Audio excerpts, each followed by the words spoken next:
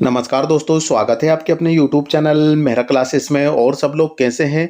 उम्मीद करते हैं कि सब लोग ठीक ही होंगे और इंतज़ार कर रहे होंगे फाइनल आंसर की। तो दोस्तों, आपने ऑलरेडी अभी तो अपना जो पेपर दिया है उसके रिगार्डिंग जितना भी आपके नंबर आ रहे हैं वो सब चेक कर लिए होंगे, क्योंकि इससे पहले काफ़ी सब्जेक्ट की हम आंसर की एक्सपेक्टेड जो आंसर की है वो बता चुके हैं, और जो सब्जेक्ट के नहीं बताए हैं वो भी आपने कहीं न कहीं अदर चैनल से देख लिए होंगे। तो पिछली बार की अपेक्षा इस बार क्या होने वाला है और फाइनल कट ऑफ कितना जाएगा और आंसर की कब तक आने वाली है, इसके रिगार्डिंग आज की वीडियो में हम आपको बताने वाले हैं। तो दोस्तों, चलते हैं हम आगे की ओर। और आगे बढ़ने से पहले आप सभी से रिक्वेस्ट जरूर करना चाहेंगे, प्लीज़ यदि आप हमारे चैनल पर नए हो तो चैनल को जरूर सब्सक्राइब कर लेना। तो दोस्तों, हम चलते हैं आगे की ओर। तो दोस्तों, एक बात और है, सभी से रिक्वेस्ट है, यदि आप एमपी सेट की तैयारी कर रहे हैं और एग्ज़ाम दिया है तो हमारा एमपी सेट का एक ग्रुप चल रहा है, बिल्कुल आप इसमें ज्वाइन कर लीजिए। जो भी अपडेट आती है वहाँ पे हम आपको बताते रहते हैं, क्योंकि चैनल पर तो हम बताते हैं यूट्यूब पर, लेकिन कभी आप तक नोटिफिकेशन नहीं पहुँच पाती है। तो ग्रुप में भी आप ज्वाइन हो जाइए, तो वहाँ पर भी आपको इन्फॉर्मेशन मिल जाती है। तो सबसे पहले हम बात करते हैं फाइनल आंसर की। तो फाइनल आंसर की आने से पहले दोस्तों प्रोविजनल आंसर की आएगी, ठीक है ना। प्रोविजनल आंसर की कब जारी होती है? पहले तो हम बात करें तो जब पेपर सेट होते हैं ना, उसी टाइम पे आंसर की उनको रेडी हो जाती है, ठीक है ना। आंसर की उसी टाइम पे रेडी हो जाती है, ऐसा नहीं है कि अलग से ही आंसर की जारी होती है ना। तो आंसर की तो पहले से ही जारी तैयार रहती है, और जैसे ही पेपर हो जाते हैं तो 2 से 3 दिनों के अंदर अंदर प्रोविजनल आंसर की पब्लिश कर देते हैं, क्योंकि आंसर की पहले से ही रेडी होती है। लेकिन दोस्तों, ऐसा नहीं हो रहा है। पिछली बार की हम बात करें तो पिछली बार लगभग एक डेढ़ से मतलब 1 से 2 महीना लग चुके थे फाइनल रिजल्ट आने तक, ठीक है ना। तो इस बार तो ऐसा नहीं होगा, क्योंकि असिस्टेंट प्रोफेसर की वैकेंसी आने वाली है और मई के महीने में उसका एग्जाम बताया है। यदि इसको डिले करते हैं तो वो एग्जाम आगे जा सकता है। तो फाइनली देखा जाए तो 25 तक आ जाना चाहिए, है ना। 15 को पेपर हुआ है और आपका तो 10 दिन बाद फाइनल आंसर की आ जाती है, सॉरी प्रोविजनल आंसर की आ जाती है, तो अच्छा है। इसके बाद 2 से 3 दिनों के बाद, सपोज डेट करो कि 28 तारीख से आपका क्या हो जाएगा, चैलेंज करने की लिंक एक्टिवेट हो जाती है।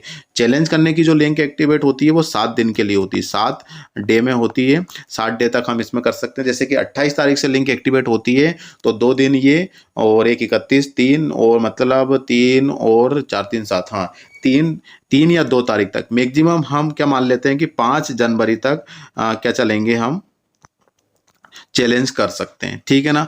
अब चैलेंज करने के बाद क्या होगा कि आपका जो चैलेंज करने जो करेंगे तो चैलेंज के कम से कम 10 दिन बाद, या फिर मतलब 5 दिन तो मान नहीं लीजिए, लेकिन हम 10 दिन मैक्सिमम मान के चलते हैं। तो 5 तारीख तक हम, जनवरी की 5 तारीख तक हम चैलेंज करने की लिंक मान लेते हैं। तो 10 तारीख और इसमें ऐड कर दे तो 15 तारीख को आपकी क्या आ जाएगी, फाइनल आंसर की आ जाएगी, ठीक है ना। फाइनल आंसर की अब हो सकता है दोस्तों कि फाइनल आंसर की के साथ आपका रिजल्ट भी डिक्लेयर कर दे, ठीक है ना। तो दोनों ही कंडीशन हो सकती है, या फिर 2 से 3 दिनों के बाद रिजल्ट आ जाएगा कि कौन कौन का यहाँ पर क्वालिफाइड हुए हैं, और उसी टाइम पे क्या होगा कि आपका जो स्कोर कार्ड करने देख सकते हैं कितने आपका स्कोर आ रहा है। तो एक दिन के लिए शायद पिछली बार ओपन हुई थी, तो इस बार भी आप अलर्ट रहिएगा तो आप अपना स्कोर भी देख पाएंगे। तो 15 जनवरी तक आपकी फाइनल आंसर की या रिजल्ट आएगा, तो 2 से 3 दिनों के बाद भी आ सकता है, या फिर साथ में भी कर सकते हैं। दोस्तों, यदि हम 15 तारीख अपन ये मान लेते हैं, ठीक है ना, 15 तारीख इसको मान लेते हैं, तो 15 तारीख के बाद फिर किसका, एपी का नोटिफिकेशन भी आ जाएगा। सपोज डेट करो कि 20 जनवरी तक नोटिफिकेशन आ जाता है और बताया जाता है कि 1 फरवरी से अपन अभी क्या मान रहे हैं, सिर्फ ये एक्सपेक्टेड है, मतलब 1 फरवरी से आप फॉर्म भरेंगे, तो ये पूरा फरवरी कंप्लीट हो जाएगा फॉर्म भरते भरते। अब आपके पास कितने महीने बचे हैं मई के, आपका बचा है मार्च अप्रैल, ठीक है ना। 2 महीने बचे हैं मई के में, तो आपका एग्जाम रहेगा, क्योंकि अभी जो कैलेंडर जारी हुआ उसमें ऐसा ही कुछ बताया है। तो 2 महीने अपने लिए सफिशिएंट नहीं होते हैं, है ना, एग्जाम सॉरी तैयारी करने में। तो लगभग यदि इस सेट के रिजल्ट को डिले करते हैं तो असिस्टेंट प्रोफेसर का एग्जाम जो है बिल्कुल आगे जा सकता है। यदि सेट का रिजल्ट इन्होंने पहले दे दिया है तो हो सकता है कि असिस्टेंट प्रोफेसर का रिजल्ट टाइम से हो जाएगा, और इसमें जो भी क्वालिफाइड होंगे सेट के एग्जाम में वो असिस्टेंट प्रोफेसर का फॉर्म फिल कर सकते हैं।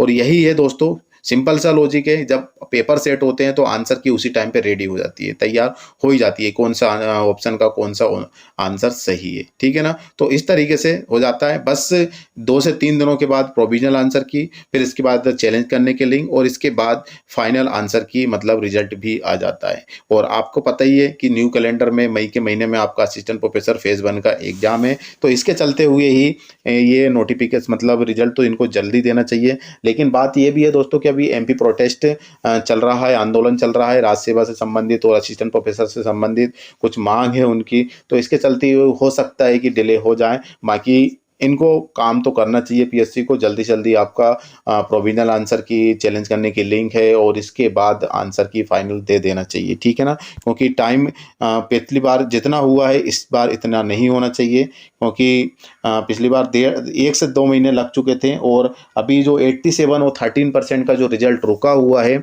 वो रिजल्ट भी अभी नहीं आया। जी हाँ दोस्तों, 87% और इसके बाद जो 13% है, दोनों का रिजल्ट अभी 13% का रिजल्ट रुका हुआ है, और 87% का क्या है कि जारी हो चुका है, ठीक है ना। तो अभी इस बार भी ऐसा ही होगा, लेकिन जब तक हाई कोर्ट का कोई फाइनल जजमेंट नहीं आता है, वो 13% का रिजल्ट सभी विषय में, सभी विभाग में, और जितनी भी वैकेंसी पीएससी की ओर से आती है या फिर एलिजिबिलिटी वाला एग्जाम आता है उसमें 13% को रोक लिया जाता है। तो फिलहाल के लिए दोस्तों अभी आपको इंतजार करना है, 25 तारीख तक आ जाना चाहिए प्रोविजनल आंसर की, और इसके बाद चैलेंज करने के लिंक, फाइनल आंसर की, और इसके बाद असिस्टेंट प्रोफेसर का नोटिफिकेशन भी आ जाना चाहिए, क्योंकि मई के महीने में इन्होंने एक्सपेक्टेड एग्जाम डेट बता दिया है, ठीक है ना। तो आजकल देखते हैं क्या होता है, और आज के लिए बस इतना ही है। और आप क्या कहना चाहते हैं, कोई डाउट है तो कमेंट सेक्शन में आप हमें कमेंट कर सकते हैं, और हमारा जो ग्रुप है उसको भी आप डाउनलोड ज्वाइन कर लीजिएगा, ताकि आपको जो भी अपडेट आए मिल सके। तो दोस्तों आज के लिए बस इतना ही, फिर से मिलेंगे नए वीडियो नए टॉपिक के साथ।